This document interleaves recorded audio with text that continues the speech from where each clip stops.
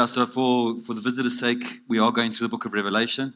Not the easiest book in the Bible to go through. I steered clear of it for a long time, and then kind of felt that we needed to do it part of a series that we were doing. We started a series called What Does God Want a year ago. And ultimately, the answer to that is God wants you and me. And there's a whole process that he put in place to actually ordain where we are today. And part of what I wanted to show you was this. This is where we're sitting at the moment in Revelation, is chapter 13. So we've been through all of this, this magnificent slide that my wife Louise has done for us. And you can see we're going to really go into the where the magic comes in, which is from chapter 17. So we've got 14, and then we're going to do 15 and 16 the following week. And then we'll get into the really good stuff where all our hope and where all our faith lies. Let me start this so I don't go over time. All right. What we showed you was it's like Windows. I know it's not as good as Apple, but Windows goes from one window to another, just like on your computer screen. When you go from one to another, you can see the windows. There are 5 windows that we go into. We're actually in the 3rd window, and within a couple of weeks, we'll be in the 4th window. And then ultimately, as I said, into the 5th window as to where we're going to be going. So this was the slide that we did, is what does God want? And just a really important thing why I'm showing you this now is because a lot of my preach actually comes into the space where God's original design was our Eden mandate. He made us male and female. He said, put us in a garden. He said, have dominion. He said, go and rule and reign, multiply, actually go and take authority over the earth. And actually, we all know that there was a rebellion in Genesis chapter 3. We all know that one. The whole world knows it.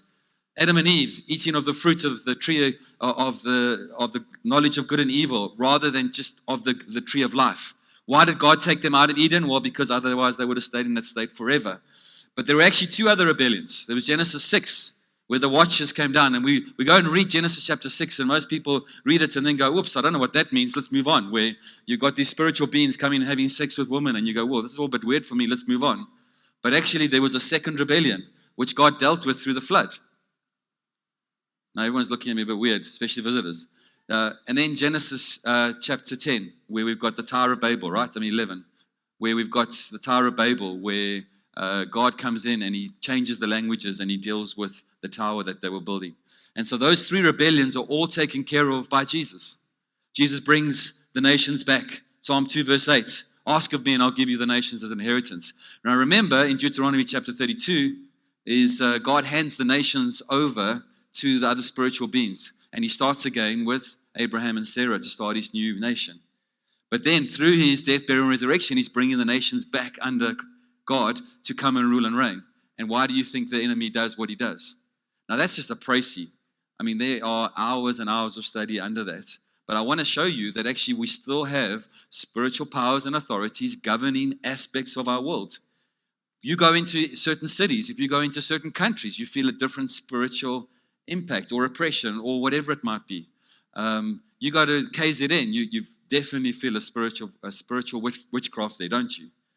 When you go into certain places, I remember us traveling through Colesberg one time, and I was going, what is going on? Actually, it's one of the epicenters of human trafficking in South Africa. And so you start to you feel and you sense, and you kind of, there are spiritual dynamics and principalities and powers. We do not wrestle against flesh and blood, one another, but against principalities, powers, and all of those other ghastly things. So, let's stand and let's read. Ray, if you can play the text, please. Revelation chapter 13. Then I stood on the sand of the sea, and I saw a beast rising up out of the sea, having 7 heads and 10 horns, and on his horns 10 crowns, and on his heads a blasphemous name. Now the beast which I saw was like a leopard. His feet were like the feet of a bear, and his mouth like the mouth of a lion. The dragon gave him his power, his throne, and great authority. And I saw one of his heads as if it had been mortally wounded, and his deadly wound was healed, and all the world marveled and followed the beast. So they worshipped the dragon who gave authority to the beast, and they worshipped the beast, saying, Who is like the beast, who is able to make war with him? And he was given a mouth, speaking great things and blasphemies, and he was given authority to continue for 42 months. Then he opened his mouth in blasphemy against God, to blaspheme his name, his tabernacle, and those who dwell in heaven. It was granted to him to make war with the saints and to overcome them, and authority was given him over every tribe, tongue, and nation. All who dwell on the earth will worship him, whose names have not been written in the book of life of the Lamb slain from the foundation of the world. If anyone has an ear, let him hear. He who leads into captivity shall go into captivity. He who kills with a sword must be killed with a sword. Here is the patience and the faith of the saints. Then I saw another beast coming up out of the earth, and he had 2 horns like a lamb, and spoke like a dragon. And he exercises all the authority of the first beast in his presence, and causes the earth and those who dwell in it to worship the first beast, whose deadly wound was healed. He performs great signs, so that he even makes fire come down from heaven on earth in the sight of men.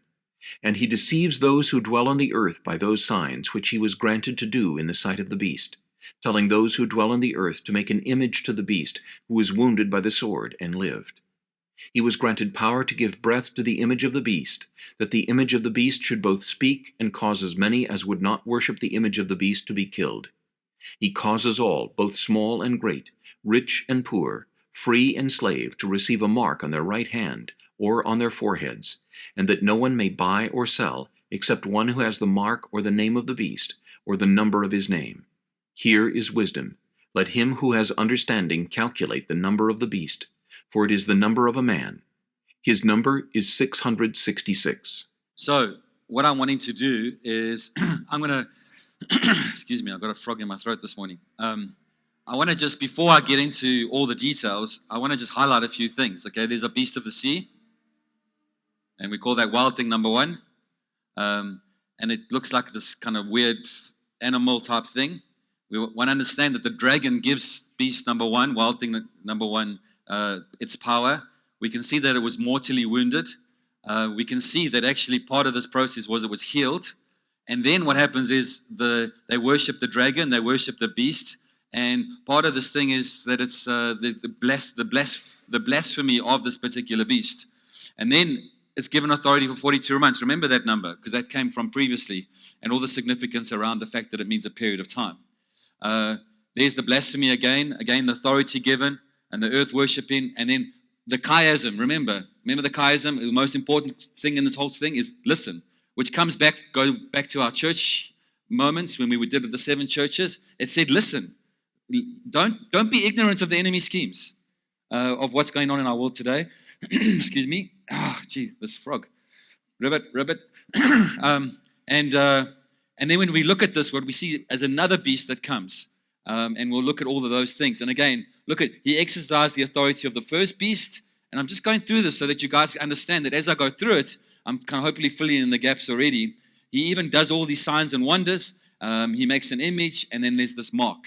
And it's interesting that the second beast is the one who kind of looks after or propagates the way of the first beast. Now, I put that as a very quick summary of the text without having to run through everything. All right, so the important thing here is Jesus is telling us that he was the true emperor way back in chapter 2 and 3, where we looked at the 7 letters to the churches. And what's really important here is it helps us understand what is going on in our world today. There is a pressure to compromise like no other. I mean, every generation has it, but our generation, or these generations that are alive right now, we are really feeling it. You just have to look at the opening ceremony to the Olympics and you start to see what's going on in our world today. And all of the cancel culture and wokeism and everything else. And ultimately, what this is in chapter 13 is an issue of worship. We are beings that worship. You will worship something. Every single one of us worships something. Whether we believe in God, or whether we believe in Jesus Christ, or whether we believe in anything, we will worship something. We are intrinsically a creature of worship. And it's important for us to understand that because, excuse me, we'll look at what's become the cathedrals of our world. Just watch the Olympics. Just watch South Africa play Ireland. I love rugby. I love sports. I've been glued to the TV. I mean, who watched the 100-meter freestyle? I mean, I'm a swimmer. I mean, that world record is just, let me tell you, was out of this world. That's like Usain Bolt's 9 point whatever when he won the 100 meters. Just an unbelievable swim. So you've got these amazing people, but they are not our heroes. They can be a hero, but they should not be the ultimate hero. They are good things, but they should not become God things. But what happens with our world today is we start to go into those cathedrals and soccer stadiums and all of those things. The Euro final. How many people were glued to their TVs watching this thing? And actually, was Jesus exalted in their place? No, in fact, he's seen as something that they actually blaspheme. And what comes out of their mouths is not Jesus Christ, but actually blasphemy, Jesus Christ. So, these first readers would have known this pressure, this compromise. Because in that day, remember, Nero, Christians were human torches. Dip you in tar, stick you up on a thing and light you up. And that's what would happen. So understand the depth of the pressure of what they were feeling to compromise what Jesus had done. And so what's important to understand here was there was pressure to worship this unholy Trinity. There are only two sides, ladies and gents. There's Team Dragon and there's Team Lamb. That's the only choices we've got. We don't have a third choice. And you either choose one or you default into the other. It's as simple as that.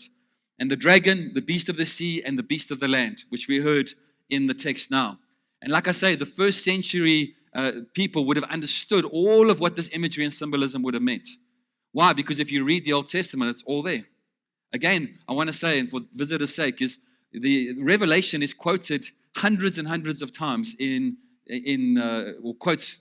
The Old Testament is quoted in Revelation a number of times, or hundreds of times. My mouth and my brain are not working this morning. Apologies.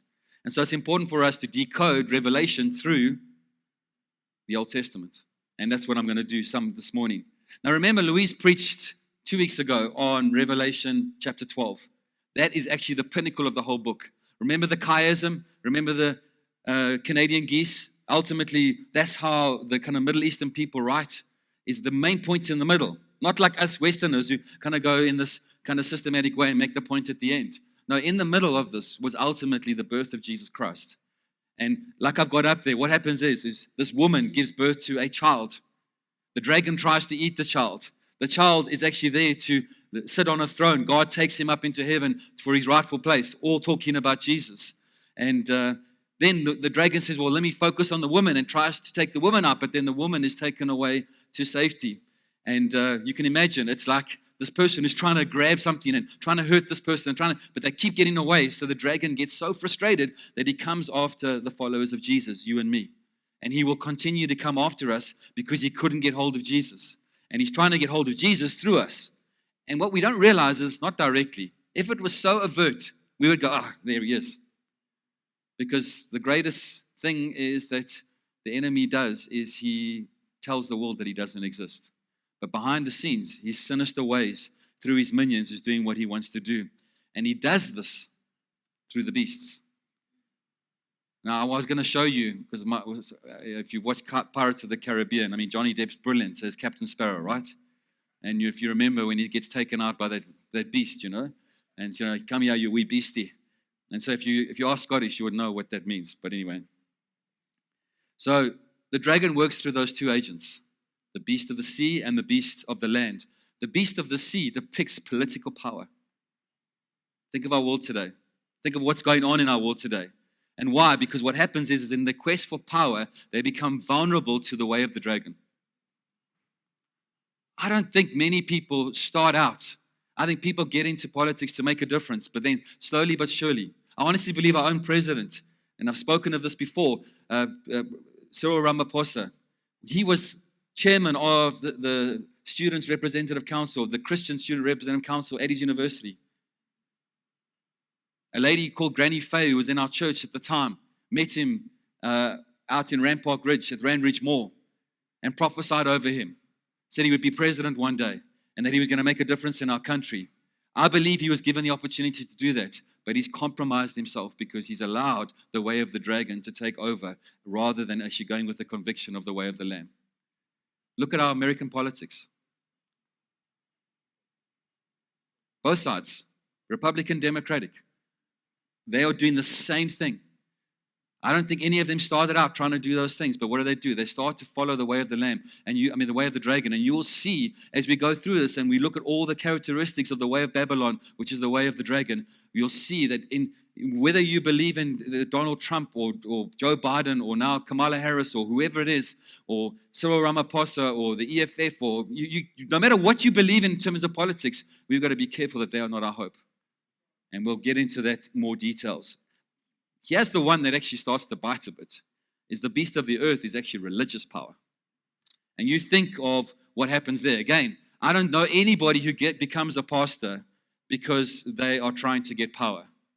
But when they get into a position and they start to get into a position of influence, they start to get vulnerable to the way of the dragon because power starts to become intoxicating.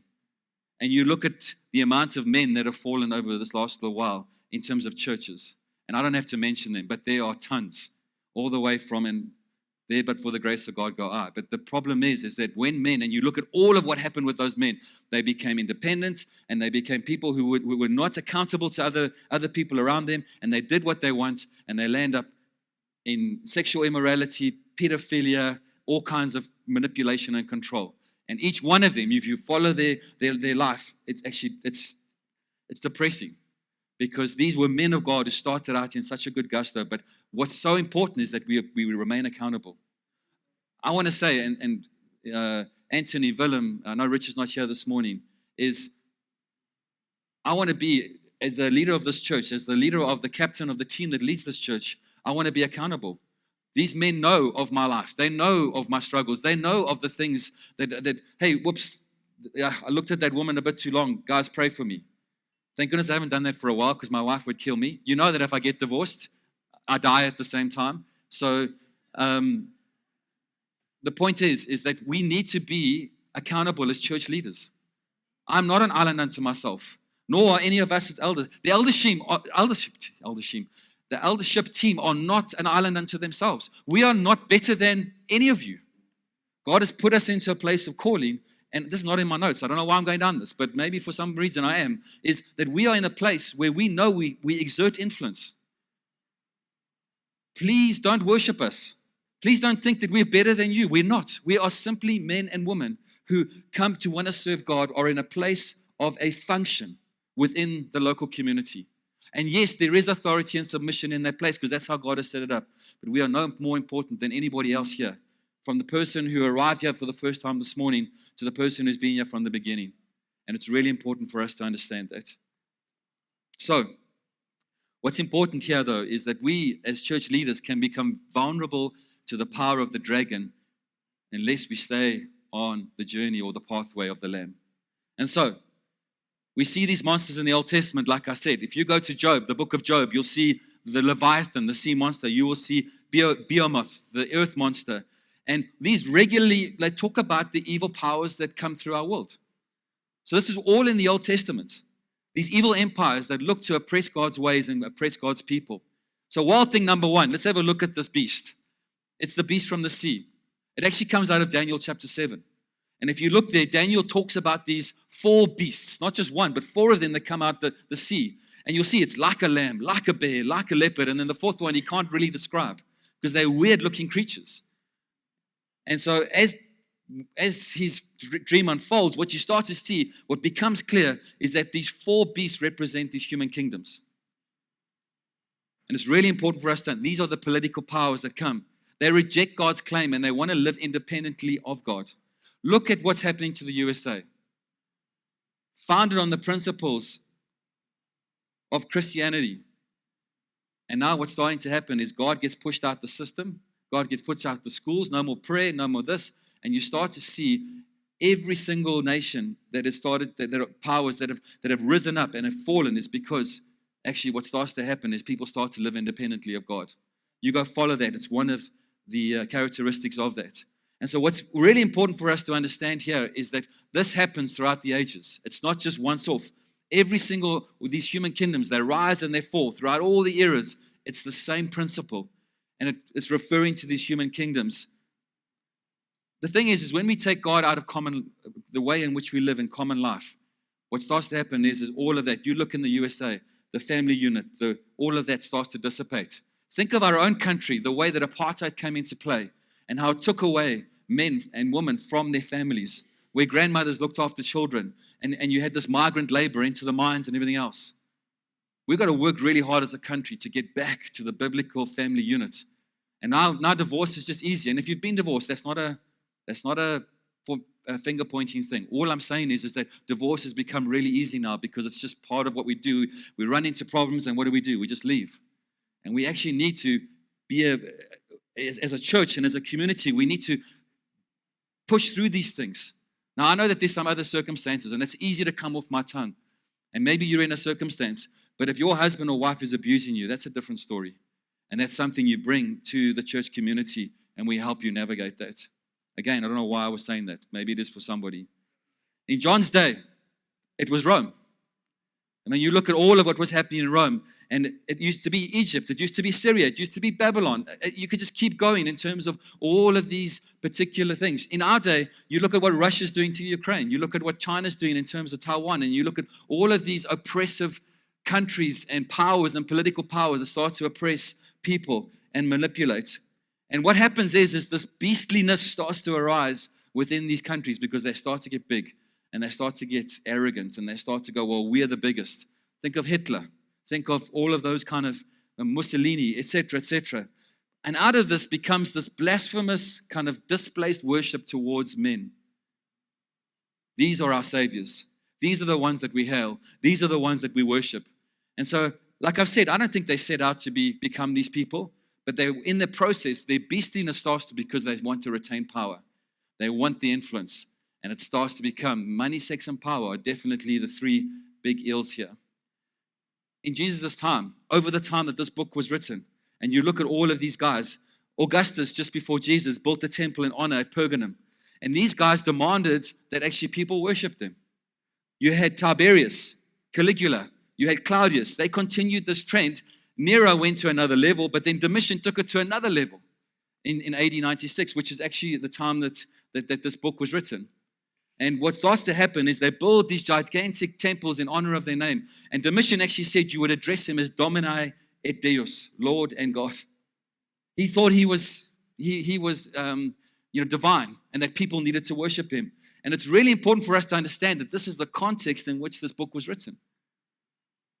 You see, these emperors, in their quest for power, in their quest to dominate, in their quest for influence, what starts to happen is they become the enemies of Jesus.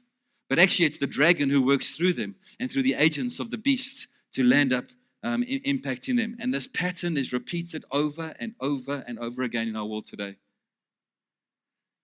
One of the heads was wounded.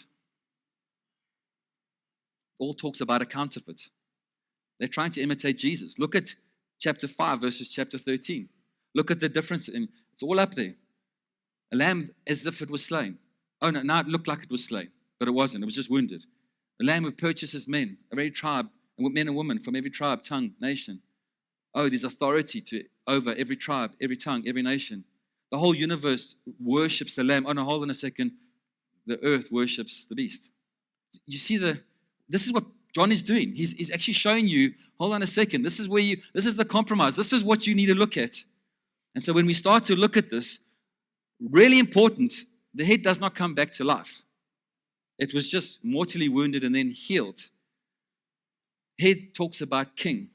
Now there was a lot of talk around Nero, who actually died, and they said that he was resurrected, but they actually never found his body and all this kind of stuff. And then Domitian said he was Nero reincarnated, and there's a whole bunch of history around that. How true all of that is, I don't know. But the point is that all this talks about is Rome, being the 7 heads, the 7 hills. It's all talking about the 7 kings of the Roman Empire. And the principle here is that what starts to happen is these kingdoms rise, and something happens, and then they go, but they come up again.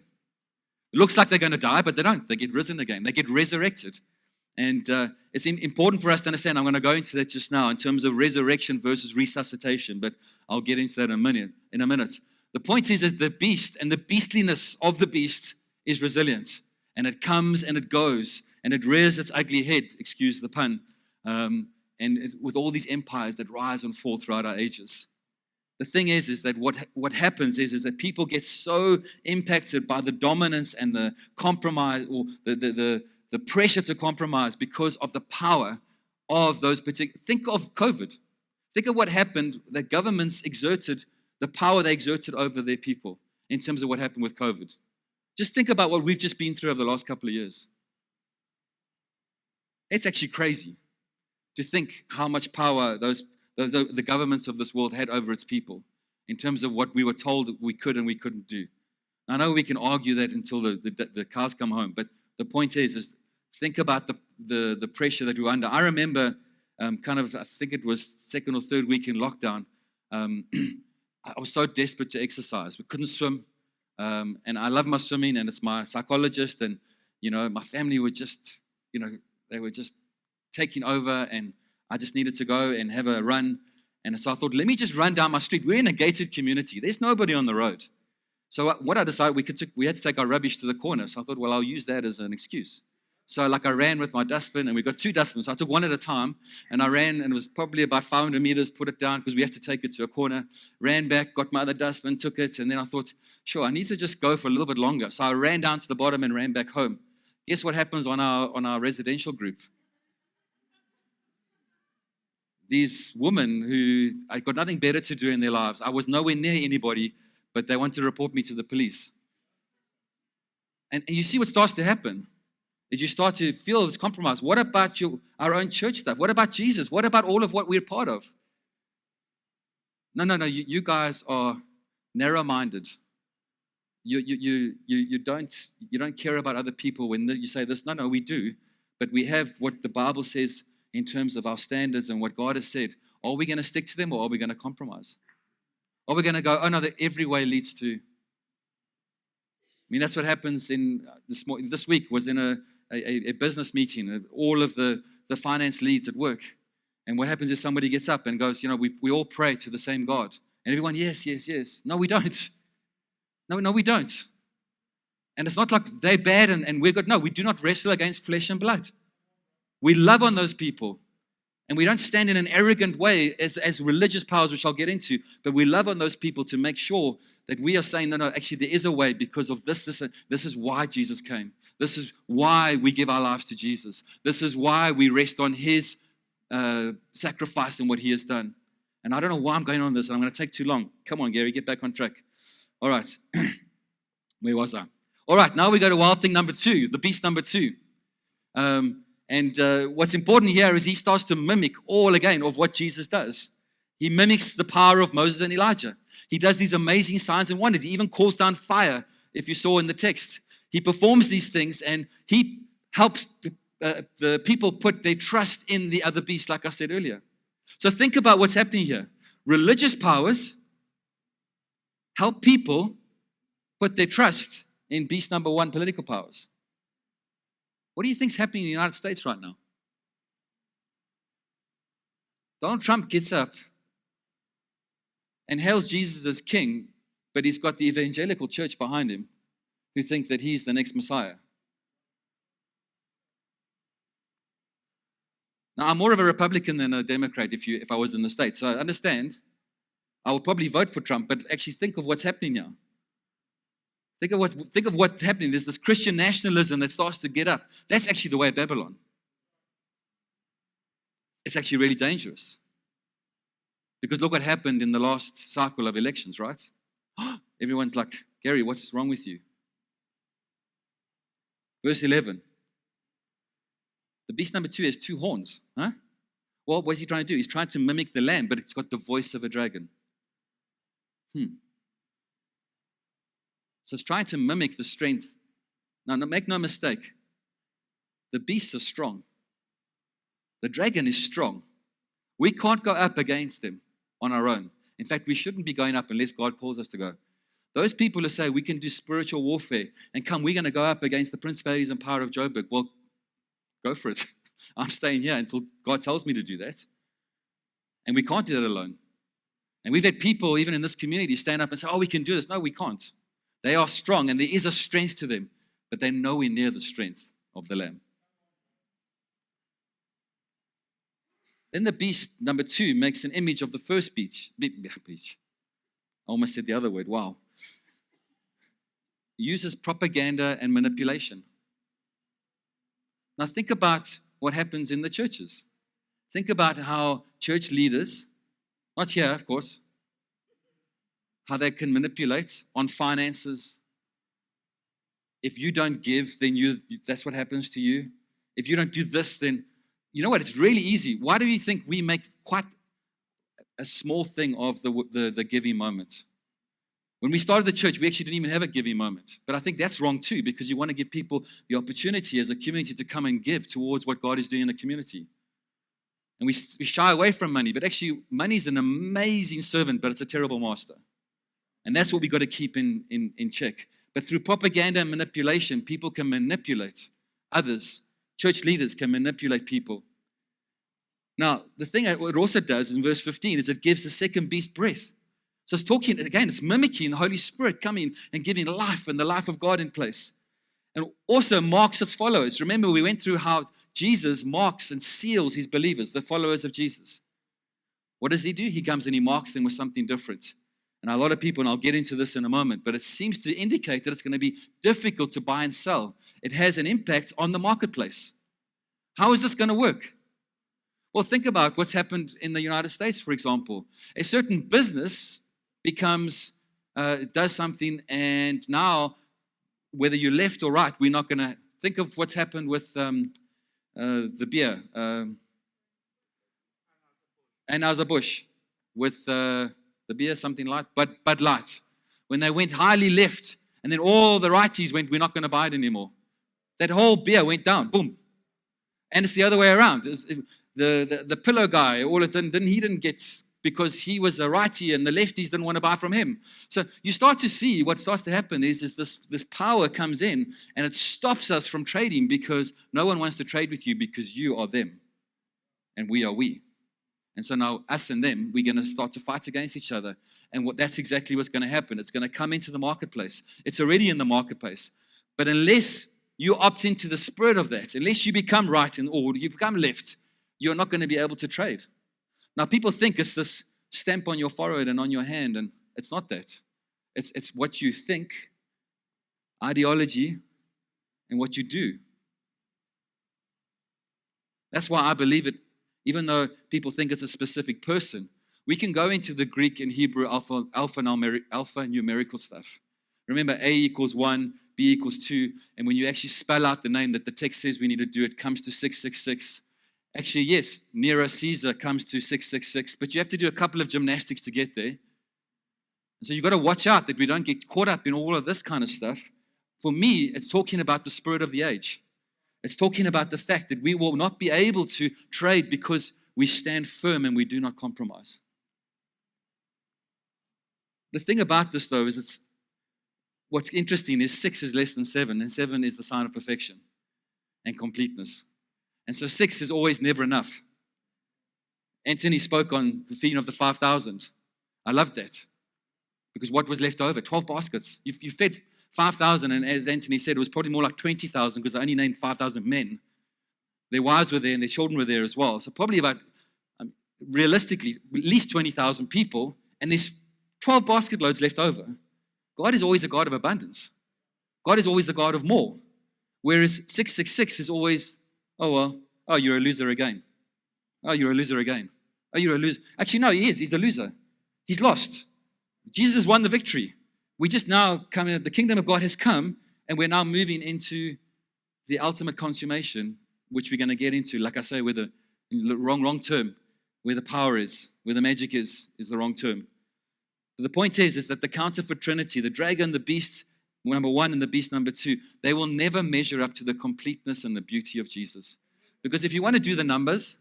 Jesus' name comes to 888. Always more than enough. Always better than expected. All of those kind of things. Exactly. The thing is, though, is that when we understand who Jesus is, and we always understand that he's enough, we will always end up worshiping him. Here's some more mimicking. See, they're all connected. Later on, we'll see they're connected. This beast is connected with the false prophets. Jesus told us to be aware of false prophets. He says they are like wolves in sheep's clothing. They induce people to worship the dragon. And you know what? Historians actually believe that it was the religious authorities that gave the political authorities to say that they were God. Here's a quote from George Carey. He's a New Testament scholar. He says, it would have occurred It would have never occurred to Augustus to claim divinity if religious leaders had not raised the possibility. And I'll speak about Caiaphas in a moment, who was obviously the chief priest at the time of Jesus' crucifixion. But how's this? The two horns also mimic the two witnesses. That was in Revelation 11. He also mimics Holy Spirit by giving breath. And this is what I was going to say earlier, which I referred to earlier, is remember, there's a difference between resurrection and resuscitation.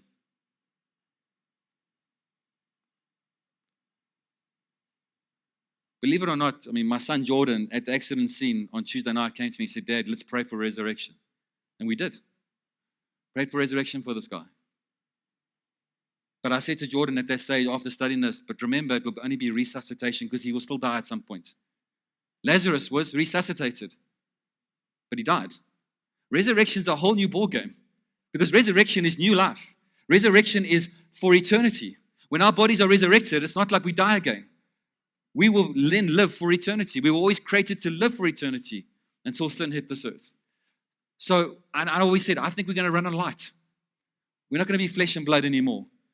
But somehow Jesus was able to kind of like travel at fast distances and, get through walls and all kinds. I don't know how that's going to work, but our new bodies are going to be amazing. No more sickness. No more disease. No more evil. And Louise will get into that when she preaches on it at some point in the near future. But the point is that you can bring somebody back to life. You can resuscitate them, but they will still die. That's what the beast is. He was wounded, he got healed, but guess what? He dies again, and he dies again, and he dies again. Whereas Jesus was resurrected to life once. We will be resurrected once. John's exposing the deceitful ways of the enemy. He's a punk, ladies and gents. He really is. He's a punk that preys on people. I have no doubt, without looking behind a demon behind every bush, that our Tuesday night experience was orchestrated by the enemy. Now, like I've said, we're all under pressure to compromise, whether it be politically or religiously. The thing is, what we've got to remember, right in the beginning, I said to you, actually, it's not the human beings behind those things. It's the spiritual powers behind those human beings that is the problem. It's those principalities and powers. And I know Anthony had this as one of his readings. For we do not wrestle against flesh and blood, but against principalities, powers, and rulers of darkness of this age, against spiritual hosts of wickedness in the heavenly realms.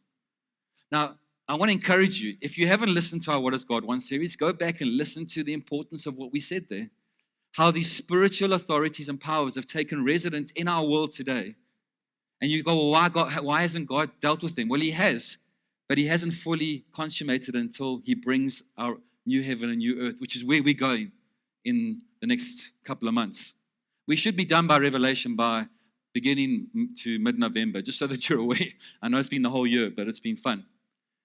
So if Revelation is the Christmas text, Jesus being born, dragon trying to steal a child, then Revelation 13 is Jesus' life text. Jesus was under pressure the whole time he was on Project Planet Earth. When he healed somebody, they got upset with him. When he cast out demons, they got upset. Because then he said, oh, I forgive your sins, they got upset with him. Then he does it on the Sabbath, and straight after that, the Herodians, the political powers, and the Pharisees, the religious powers, come together. They hated each other, but they come together and they plot to kill Jesus. Now, we'll go, oh, that's easy. But what do we do in our own lives? Because we can externalize this, but let's bring it close to home. No, maybe Peter does something to me, so now I go and tell Anthony.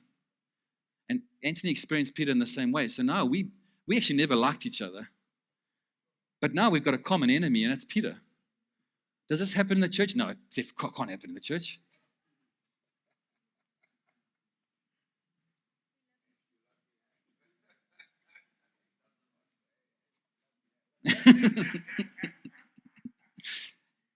I chose those two individuals because they don't do that. They don't. I've known these men for many years. Peter for many, many years. And he's a man a lot of people talk about but don't come speak to his face. But we say as a church that we are followers of Jesus, but we gossip about others. Even these last couple of weeks, people have come to me and said things to me, and I'm going, what? Thank goodness I've got a text. this is what this person said to me. And they're telling you this. Wow. Why don't you come speak to the person that has offended you, which is what Alexander Fenter did here. He stood here a few weeks ago, a month ago. And there's two things. There's the Matthew text. Well, they're both Matthew texts. I think it's Matthew 6 or 7, and there's Matthew 18. If your brother has offended you, your sister has offended you, go to them. If you're at the altar and you're about to, and you know that somebody, you've sinned against somebody, go and sort it out. So you've got no excuse, both sides. But what do? No, we'd rather go talk to somebody else, gossip, and cause a cancer within a community that causes more issues. And let's take it to the workplace, because we do the same thing in the workplace. Because the boss does something that the team doesn't like, so now we start to talk about the boss between us, and we make the boss to be out the enemy. No, let's be better than that. I'm still praying that as Lifehouse community, that we would be a zone of anti-gossip. If somebody comes to you and says, hey,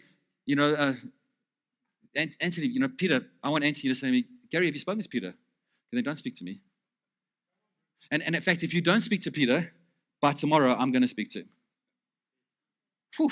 I wonder if we would stop gossip like that.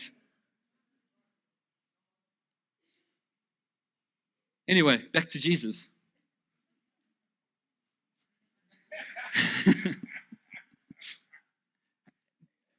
The crazy thing is guess who pressurizes Pilate, the political power, to crucify Jesus? The political powers of the Herodians, Herod, and the political powers, the religious powers of the Pharisees, Caiaphas, who was the chief priest. And guess what he says? When Pilate says to him, hey, why must I crucify your king? He says, we have no king but Caesar. What? The religious authority in the land is saying that Caesar is the king, not Yahweh. Crazy, eh? So how do we stand against this pressure coming into land? The point is we've all got ears. And like my mom, who's here today, says, you've got two of them and one mouth. Many of us need to shut the one and open the two. We need to listen to what God is saying. He's repeating this exhortation that he said to the 7 churches. He's saying, look at the world through Revelation 13 lenses and understand that there are two beasts out there that are following the way of the dragon. And understand, do not be ignorant of the enemy's schemes, it says. We're not living in this neutral universe. There are spiritual forces at play. Now, we're not looking for a demon behind every bush, but let me tell you, when things don't, whoa, what just happened? That just doesn't make sense. Guess what's happening? But the beautiful thing is, greater is he that's in us than he is in the world. As I said, we can keep these things external, but we join in the way of the dragon when we begin to manipulate to get our way. When we gossip and we speak about others, we actually join forces against other people and we become like the enemy, against the way of Jesus, against the way of the Lamb. When we slander, we actually lie to discredit somebody else so we feel better about ourselves. We exaggerate. That's slander. We oppress. Why? Because we want selfish gain, so we got power, so now I can just do what I want, so I can get what I want. But Jesus came to seek and save the lost. And he came as a servant-hearted leader, one who comes to serve and wash the feet of his disciples. Because the way of the Lamb is actually the fruit of the Spirit. It's love. It's kindness. It's self-control. It's faithfulness. It's generous. It's peaceable. It's patient. Forbearing. Anthony spoke about that earlier. See, when we find ourselves putting our hope in political and religious powers, we actually join in the beast's way. And the way of the beast. And like I've already spoken about Caiaphas, we do this. Now, of course, we want to pray. We want to raise up political leaders that represent the way of Jesus. Those in terms of that text, to do justice, to love mercy, and to walk humbly before our God. That's the people that we want to see come into power, who don't dominate and use power for their own gain. But actually, this text is saying we need to listen to our hearts, especially when we're afraid, because it's important for us to understand that, because actually our hope is not found in political powers. It is not found in religious powers. It's found in Jesus and Jesus alone. And that's why what we're going to do is we're going to come and we're going to do communion now. Because ultimately the question is, which team are you on? Do you know that you default into Team Dragon? You've got to choose to be on Team Lamb. Remember when you were at school? Okay, guys, we're going to play soccer or cricket or whatever. Okay, 2 captains. There's only 2 captains. One's called Hasatan, the other one's called Jesus. The beautiful thing is that you choose which captain you want to be under. But ultimately, if you don't choose, you land up on Team Dragon. It's as simple as that. So you've actually got, I think somebody said this morning in our prayer time. I think it was Mark, I put before you life and death. Actually, you've got a choice. Jesus came to Project Planet Earth to live the perfect life, to die the most horrific death, to be resurrected to a new life. Because if he wasn't resurrected, we are to be pitied among all people. And we simply accept the invitation that we believe in what he did and who he is, and we become children of God. Simple as that. It is as simple as that. That's the scandal of the gospel. That he becomes our sin, and we receive his righteousness. When Father God looks at us on Judgment Day, he sees Jesus. We get a judgment of rewards, not a judgment of unrighteousness. And the beautiful thing about Jesus is that he told us what to do at this time. He gives us the emblems, and he gives us his blood and his body. And these are a sign of helping us overcome the pressure to compromise with political and religious powers. Because what does it do? Religious powers, political powers can't save us. Only Jesus can.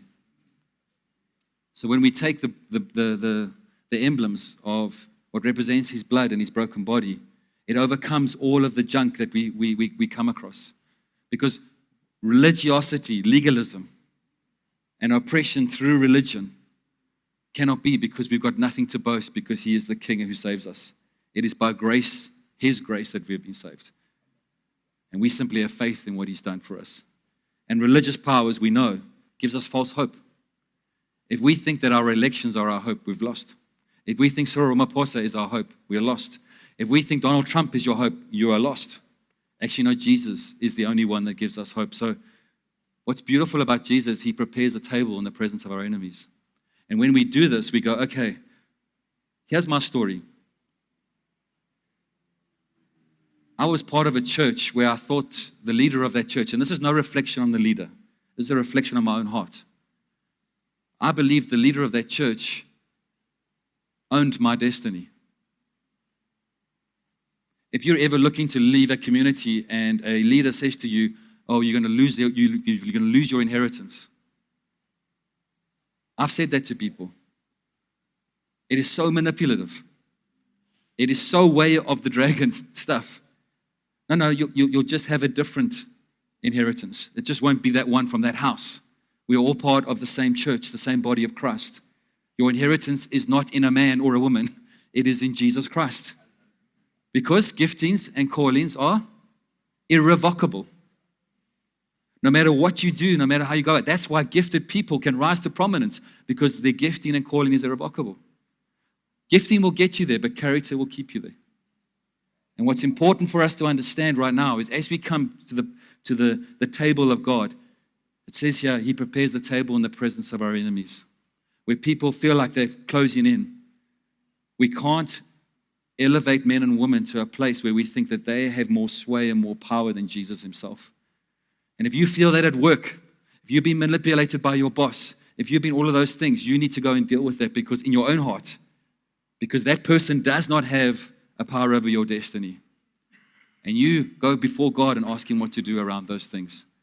Because that's what happens even in our workplace. We get manipulated by our bosses and workplaces because they have got power and they've allowed themselves to lean into the way and the power of the dragon.